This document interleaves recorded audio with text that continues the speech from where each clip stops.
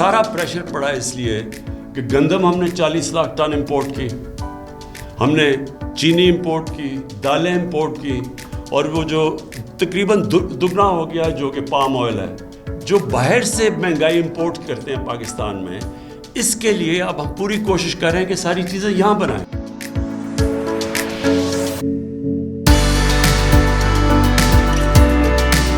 خوشی ہوئی ہے سن کر کہ ہمارے پرائم منسٹر کہہ رہے ہیں کہ ہم نے گندم خود اگانی ہے. ہماری 70% آبادی تقریباً زراعت سے منسلک ہے. ہم نے اپنے کسان کو فیسیلیٹیٹ کرنا ہے. تو اگر ہم وہ direct facilitation towards our farmer لے جائیں جس طرح دنیا میں کیا جاتا ہے, اس کے ذریعے ہم دالیں, آٹا, پام آئل کی کتنی بڑی انڈسٹری ہے جو ہم امپورٹ کرتے ہیں, اس کی جگہ خود بنانا شروع کر دیں اپنا خوردنی تیل. تو میں سمجھتا ہوں کہ نہ صرف ہمارے اوپر یہ جو ڈالر کا پریشر ہے, یہ جو انفلیشن کا پریشر ہے, یہ ختم ہو جائے گا, بلکہ آنے والے دنوں کے اندر بہترین انداز کے اندر آپ کی لوکل یا امپورٹ سبسٹیٹیوٹ انڈسٹری بھی چلے گی اور لوکل ذمہ دار بھی بہت کارپوریٹ کلچر کی طرف چل جائے گا.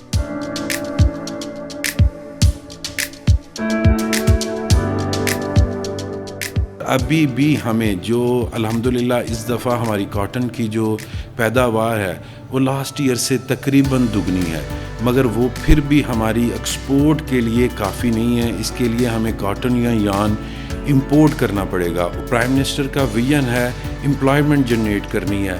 جب ایکسپورٹ بڑھے گی تو آٹومیٹک یہاں پر امپلائمنٹ بھی جنریٹ ہوگی اور بے روزگاری کا خاتمہ ہوگا اور پاکستان ترقی کی راہ پر گامزن رہے گا.